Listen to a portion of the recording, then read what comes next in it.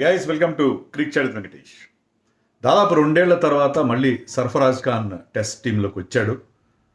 ఈ 2 ఏళ్ళు ఎందుకు లేడో మనకు తెలియదు, బట్ మొత్తం మీద అయితే అతను వచ్చాడు. ఎందుకంటే గత 1 ఇయర్ నుంచి కనీసం ఇండియా ఏలో కూడా అతన్ని పెట్టట్లేదు. రీసెంట్గా శ్రీలంకలో సిరీస్ జరిగింది, India A versus Sri Lanka A series, unofficial test matches, 4-డే మ్యాచెస్, 2 మ్యాచ్లు. దాన్ని కూడా అతన్ని సెలెక్ట్ చేయలేదు. కానీ ఇప్పుడు సడన్గా అతన్ని ఎందుకు సెలెక్ట్ చేయాల్సి వచ్చింది? అతను ఒక్కడే కాదు, మీరు చూడండి, Aaqib Nabi had a fantastic record in last 2 years of Ranji trophy. ఒక సీజన్లో 40, ఒక సీజన్లో 60 వికెట్లు, మొత్తం 100 వికెట్లు తీశాడు. ఒక పేస్ బౌలర్ ఇండియన్ పిచ్చెస్ మీద టాప్ వికెట్ టేకర్గా నిలవడం అంటే ఆషామాషి విషయం కాదు. కానీ అతను కూడా పక్కన పెట్టారు. కానీ అతన్ని కూడా ఒక రీప్లేస్మెంట్గా, అలాగే సర్ఫరాజ్ని ఒక రీప్లేస్మెంట్ ఫర్ సాయి సుదర్శన్ తీసుకున్నారు. అలాగే ఆకిబ్ నబీని కూడా ఒక రీప్లేస్మెంట్గా టీంలోకి తీసుకొచ్చారు. ఆకిబ్ నబీ కూడా అంత యంగేం కాదు. అలాగే సారాంష్ జైన్ 33, 34, 33 ఏళ్ల వయసులో సారాంష్ జైన్ అనే ఒక ఆఫ్ స్పిన్నర్ని, who also has done very well in domestic cricket, అతన్ని కూడా టీంలో పెట్టారు. ఇలాంటి డెవలప్మెంట్స్ మన ఇటీవల కాలంలో చూడలేదు. ఎందుకంటే selection committee chairman Ajit Agarkar కానీ, team head coach Gautam Gambhir కానీ ఎలాంటి అభిప్రాయంలో అంటే పాత ఒక రోత కొత్త ఒక వింత అన్నట్టుగా ఉన్నారు వాళ్ళు. ఎందుకంటే ఈ పాత వాళ్ళ గురించి మళ్ళీ ఎందుకనికి వెళ్తాం, కొత్త వాళ్ళు యంగ్స్టర్స్ని తీసుకుందాం, యంగ్ టీంని తయారు చేద్దాం, టీంని డెవలప్ చేద్దాం, మనం ముందుకి నెక్స్ట్ జనరేషన్ వైపు వెళ్దాం అన్నట్టుగా ఆ రకమైన ఒక మైండ్ సెట్తో వాళ్ళు ఉండవని చూసాం. కానీ ఎందుకు వాళ్ళ మైండ్ సెట్ మారింది, ఇది ఒక్కటే కాదు. ఇప్పుడైతే రోహిత్ శర్మ లార్డ్స్ వన్డే అతని ఆఖరి వన్డే కాబోతుంది, అతన్ని మళ్ళీ సెలెక్ట్ చేయట్లేదని ఒక వార్త వచ్చిందో వెంటనే బీసీసీఐ వాళ్ళు చంపలేసుకొని బీసీసీ సెక్రటరీ ఒక ప్రెస్ రిలీజ్ చేసి ఇది రోహిత్ శర్మ ఆఖరి ఓడిఏ కాదు, he will continue to play for India అని చెప్పాల్సి వచ్చింది. ఇవన్నీ డెవలప్మెంట్స్ ఏం సూచిస్తున్నాయి, ఎందుకు ఇంత బీసీసీఐ వైఖరి సడన్గా మారింది అనేది ఈ వీడియోలో చూద్దాం. అలాగే మరి సర్ఫరాజ్ ఖాన్ టీంలోకి వచ్చాడు. అతను టీంలోకి రావడం అంటే just he will warm the bench, కేవలం రిజర్వ్స్లో ఉంటాడా, లేకపోతే అతనికి మ్యాచ్లో ఆడే అవకాశం కూడా ఒక చిన్న అవకాశం కనిపిస్తుంది. అదేంటో కూడా మనం వీడియోలో చూద్దాం. First and foremost, Sarfaraz is wonderful player. అంటే డొమెస్టిక్లో అతను చేసిన రన్స్ చూడండి మీరు. 62 మ్యాచ్లు ఆడాడు, యావరేజ్ 62 ఉంది. యావరేజ్ 62 మ్యాచ్లో 62 యావరేజ్ ఉంది, 62 యావరేజ్. ఎవరికుంటే 62 యావరేజ్? ఎంత అన్ని మ్యాచ్లు ఆడిందో 50 పైగా మ్యాచ్లు ఆడి 60+ యావరేజ్ అంటే ఆషామాషి విషయం కాదు కదా. దాంట్లో 17 హండ్రెడ్స్ ఉన్నాయి. ఆ 17 హండ్రెడ్స్లో ఒక 100, 5 డబుల్ హండ్రెడ్స్ ఉన్నాయి. సో టన్నుల కొద్దీ రన్స్ చేశాడు డొమెస్టిక్లో. కొన్ని టెస్ట్ క్రికెట్లో ఏమైనా బ్యాడ్గా చేశాడు. ఆడిన 6 టెస్ట్ మ్యాచ్ల్లో ఇంగ్లాండ్ అగేన్స్ట్గా 3 ఆడాడు, న్యూజిలాండ్కి అగేన్స్ట్గా 3 ఆడాడు.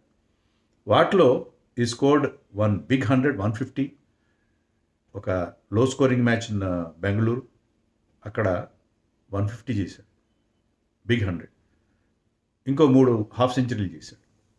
ఫెయిల్ అయింది ఏంటంటే అతను న్యూజిలాండ్తో జరిగిన బెంగళూరు టెస్ట్ తర్వాత జరిగిన 2 టెస్ట్ మ్యాచ్ల్లో అతను పెద్దగా రన్స్ చేయలేదు. 4 ఇన్నింగ్స్లో కూడా ఫెయిల్ అయ్యాడు. దాన్ని పట్టుకొని అంటే అంతకుముందు 2 టెస్టుల ముందు అతనికి 100 ఉంది. కానీ ఎప్పుడైతే 2 మ్యాచ్లు ఫెయిల్ అయ్యాడో అతను కంప్లీట్గా పక్కన పెట్టేశారు. అది మామూలుగా పక్కన పెట్టడం కాదు, 2 ఏళ్ల వరకు అతన్ని తీసుకోలేదు. సరే, ఆస్ట్రేలియా టూర్కి తీసుకెళ్లారు, కానీ ఒక మ్యాచ్ ఆడించలేదు. ఆస్ట్రేలియా బీజీటీ మన 5 టెస్ట్ మ్యాచ్లో ఒక మ్యాచ్లో ఆడించలేదు. తర్వాత ఇంగ్లాండ్ మన టీం వెళ్ళింది. ఇంగ్లాండ్ ముందు కూడా ఇంగ్లాండ్ ఏ వర్సెస్ ఇండియా ఏ మ్యాచ్లో ఈ played in 1 match and scored 95. అయినా కూడా మళ్ళీ అతనికి జట్టులో స్థానం దొరకనే లేదు. స్పిన్ చాలా బాగా ఆడతాడని అందరికీ తెలుసు. డొమెస్టిక్లో రన్స్ చేశాడంటే టర్నింగ్ ట్రాక్స్ మీద రెగ్యులర్గా స్పిన్నర్స్ని ఫేస్ చేస్తూ ఆ స్వీప్ షాట్ కొడుతూ, కట్ షాట్ కొడుతూ, రివర్స్ స్వీప్స్ కొడుతూ స్పిన్నర్స్ని బ్రహ్మాండంగా హ్యాండిల్ చేస్తాను, అందరికీ తెలిసిన విషయం. అయినా కూడా డొమెస్టిక్ మ్యాచ్, హోమ్లో జరిగిన టెస్ట్ మ్యాచ్లు కూడా అతనికి అవకాశం ఇవ్వలేదు.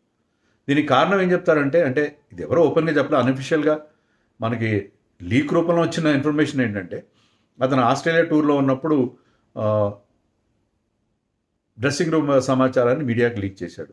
అది చేయని వాళ్ళు ఎవరు? అందరూ చేస్తున్నారు. ఇది కూడా నేను చెప్పిన మాట కూడా, అతను ఎందుకు టీంలో కన్సిడర్ చేయట్లేదంటే అతను లీక్ చేస్తున్నాడని వార్త, అది కూడా లీక్ రూపంలో వచ్చింది. అందరూ ప్లేయర్స్ లీక్ చేశారు, అందరూ లీక్ చేస్తూనే ఉంటారు. అలాగే లీక్ చేశాడన్న ఉద్దేశంతోనే రోహిత్ శర్మ క్లోజ్గా ఉన్నాడు, ఇద్దరు మంచి చిన్న ఫ్రెండ్స్ వాళ్ళిద్దరు, అభిషేక్ నాయర్ అండ్ రోహిత్ శర్మ. అభిషేక్ నాయర్ని కూడా మన సపోర్ట్ స్టాఫ్ నుంచి బయటికి పంపించేశాడు గౌతమ్ గంభీర్.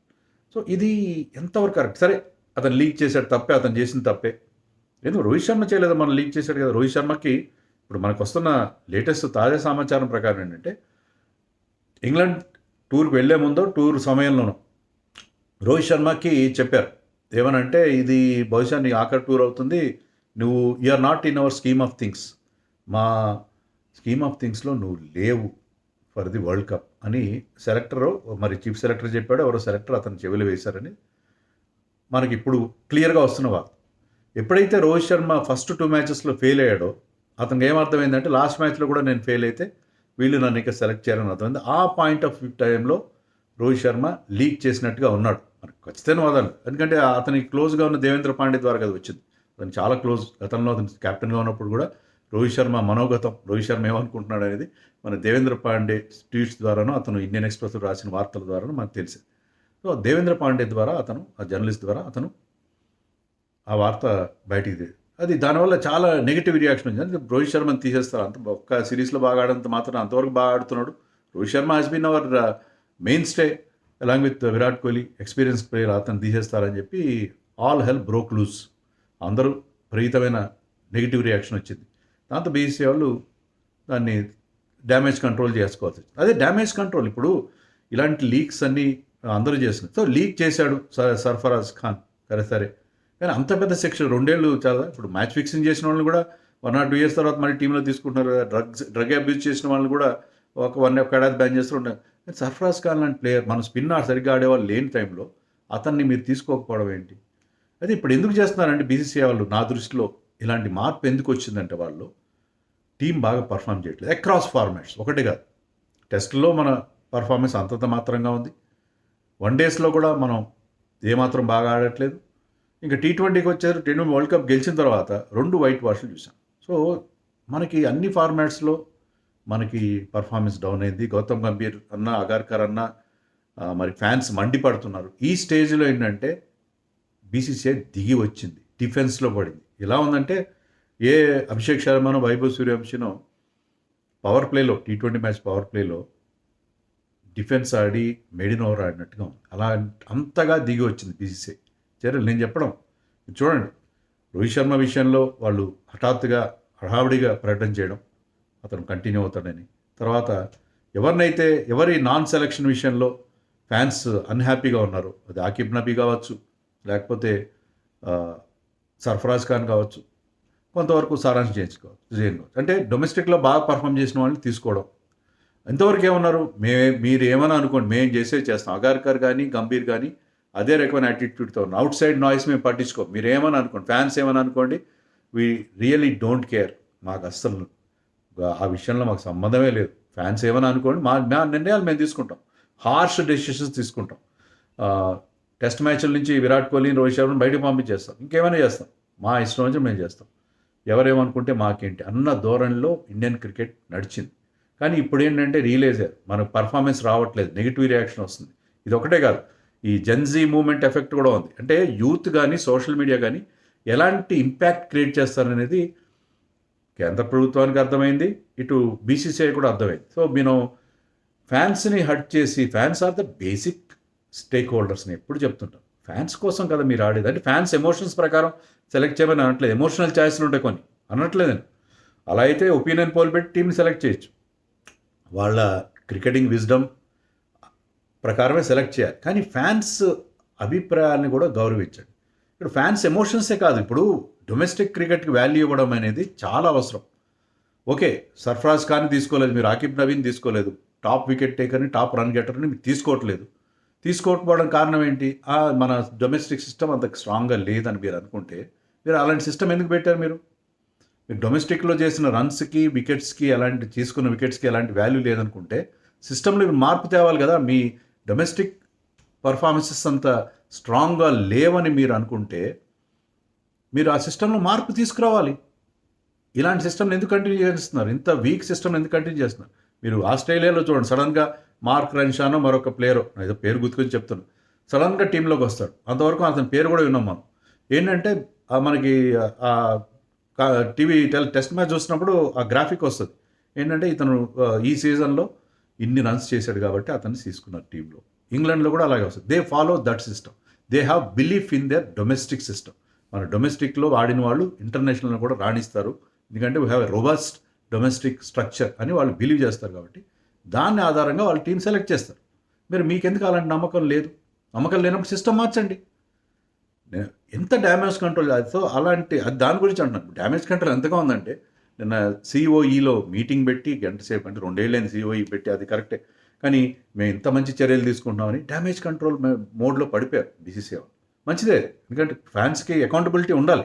ఫ్యాన్స్కి జవాబుదారీతనం లేకుండా మీరు ఎన్ని రోజులు మీ ఇష్టం వచ్చినట్టు చేస్తా ఉన్నది మంచిదే. ఈ నిర్ణయాలు తీసుకోవడం మంచిదే, కానీ అదే మెయిన్ కాదు. మీరు ఖచ్చితంగా కొన్ని కఠిన నిర్ణయాలు తీసుకోండి, ఎమోషనల్గా తీసుకోకండి, కానీ మీ డొమెస్టిక్ పర్ఫార్మెన్సెస్కి వాల్యూ ఇవ్వండి. ఇవ్వకపోతే మీ డొమెస్టిక్ వేస్ట్ సిస్టమ్ అనేది రాంగ్. దాన్ని మార్చండి. దాని వాల్యూ అయినప్పుడు దాన్ని మార్చండి. అంతేగాని మేము నబీన్ సెలెక్ట్ చేయం, లేకపోతే సర్ఫరాజ్ ఖాన్ సెలెక్ట్ చేయం, అభిమన్యు ఈశ్వర్ని సెలెక్ట్ చేయమంటే you scrap the domestic system all together. అది నేను. సో సర్ఫరాజ్ ఖాన్ టీంలోకి వచ్చాడు. 3 రోజుల క్రితం అతను ఒక ఇన్స్టాగ్రామ్ పోస్ట్ కూడా పెట్టాడు. జెర్సీ సినిమాలో మన నానిది జెర్సీ హిందీలో కూడా వచ్చింది, షాహిద్ కపూర్ది, కానీ అది పెట్టుకుంటే నానిది ఫోటో పెట్టి I may not fit in but I will strive hard. నేను గట్టిగా ప్రయత్నం చేయాలి. నేను దీంట్లో ఉన్న టీంలో ఉన్నా లేకపోయినా నా ప్రయత్నం నేను చేస్తూనే ఉంటాను. బహుశా అతనికి ఆల్రెడీ హింట్ ఉంది, టీంలో తీసుకున్నారు, మొత్తం మీద తీసుకున్నారు. ఇప్పుడు సర్ఫరాజ్ ఖాన్ వెయిట్ కూడా తగ్గాడు, 17 కేజీలు తగ్గాడు. అప్పటికి తగ్గుతూనే ఉన్నాడు. మళ్ళీ కొంచెం ఒడ్లు చేసినట్టుగా ఉన్నాడు, మళ్ళీ తగ్గాడు, 17 కేజీలు తగ్గాడు. మంచి ఫిట్గా ఉన్నాడు అతను. అట్లా తన బైసెప్స్ చూసి కూడా ఒక ఫోటో పెట్టాడు. సో అతను చాలా కృషి చేస్తున్నాడు, ఇండియన్ టీంలోకి రావాలి, పట్టుదల, చాలా హార్డ్ వర్క్. వాళ్ళ ఫాదర్ కానీ చాలా ఫాదర్ కూడా హార్డ్ వర్క్. వాళ్ళ ఫాదర్ చెప్పింది ఏంటంటే ఆయన కూడా నీ ప్రాబ్లం వస్తే వెయిట్ తగ్గమన్నాడు. సో సర్ఫరాజ్ వాళ్ళ ఫాదర్, వాళ్ళ మిగతా బ్రదర్స్ కూడా వీళ్ళందరూ చేసిన ఏంటంటే స్ట్రిక్ట్ డైట్ ఫాలో అయ్యారు. దే స్టాప్డ్ ఆల్ ఈ లో కార్బ్ రైస్, వీట్ రెండు మానేసి ప్రోటీన్ డైట్ తీసుకోవడం, ఆలివ్ ఆయిల్ యూజ్ చేయడం, బాయిల్డ్ వెజిటబుల్స్ తీసుకోవడం. So boiled food, oil use చేసిన ఆలివ్ ఆయిల్ యూజ్ చేయడం, ఈ కార్బోహైడ్రేట్స్ ముఖ్యంగా మన రైస్, వీట్ అలాంటివి మీరు మా అందరికీ మంచిదే చేస్తే కదా. అలా చేసి వాళ్ళు ఇద్దరు తండ్రి కొడుకు వెయిట్ తగ్గారు. సో సర్ఫరాజ్ ఖాన్ చాలా కసి మీద ఉంటాడు చేయాలని చెప్పి. ఒకటే ఏంటంటే నాకు అతను నచ్చని షార్ట్ సెలెక్షన్ బాగుంటుంది. అతను ఎబిలిటీ ఉంది, చాలా మంచి ఇన్నోవేటివ్ షాట్స్ ఆడతాడు, చాలా ప్రాక్టీస్ చేస్తాడు. రివర్స్ స్వీప్లు ఎందుకు కొట్టగలుగుతారు కొంతమంది ఎందుకు కొట్టలేరు? ఎందుకంటే దానికి విపరీత గంటల తరబడి రోజుల తరబడి ప్రాక్టీస్ చేయాలి, దాన్ని పర్ఫెక్ట్ చేయగలరు. అలాంటి ప్రాక్టీస్ చేస్తాడు అతను, వాళ్ళ నాన్న దగ్గర ఉండి చేస్తాడు. సో అందుకని సర్ఫరాజ్ ఖాన్ అంతా బాగానే ఉంటుంది, అది స్కిల్ లెవెల్ చాలా బాగుంటుంది. బట్ ఉన్నట్టుండి సడన్గా టెంప్ట్ అయ్యి ఒక లూజ్ షాట్, ర్యాష్ షాట్ ఆడే అవుట్ అవుతుంది. షార్ట్ సెలెక్షన్ మినహా is an excellent player. So అతను మరి టీంలోకి వస్తాడా? రావాలి అంటే ధ్రువ్ జురెల్ని పక్కన పెట్టాలి. Dhruv Jurel has been playing for India. అతని మీద ఇన్వెస్ట్ చేశారు టీం.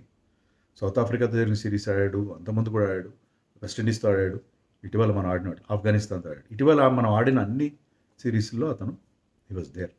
సెకండ్ వికెట్ కీపర్ అయినప్పటికీ స్పెషలిస్ట్ బ్యాటర్గా అతన్ని మనం చూస్తూ వచ్చాం. రీసెంట్గా ఇండియా మ్యాచ్లు జరిగాయి కదా, ఇండియా మ్యాచ్లు మనకి శ్రీలంకలో జరిగాయి. దాంట్లో హీ మేడ్ 141 ఒకటి చేశాడు ఒక మ్యాచ్లో, ఇంకో మ్యాచ్లో 53 చేశాడు. సో ఇదే గాల్లో గాల్ స్టేడియంలో 141 చేశాడు. మరొక మ్యాచ్లో కొలంబోలో 53 చేశాడు. సో అతను ఈ కండిషన్స్కి అలవాటు పడి ఉన్నాడు, రన్స్ చేశాడు. బట్ మొన్న జరిగిన వార్మప్ మ్యాచ్లో మన ఇండియా శ్రీలంక 11తో ఆడిన మ్యాచ్లో రన్స్ చేయలేదు. రమేష్ మెండిస్ ఆఫ్ స్పిన్నర్కి అవుట్ అయ్యాడు. అంతకుముందు సౌత్ ఆఫ్రికా జరిగిన 2 టెస్ట్ మ్యాచ్ల్లో కూడా అతను Simon Harmer South African off స్పిన్నర్కి 3 సార్లు అవుట్ అయ్యాడు. So he's of late is struggling against spin అనేది క్లియర్గా అర్థమవుతుంది.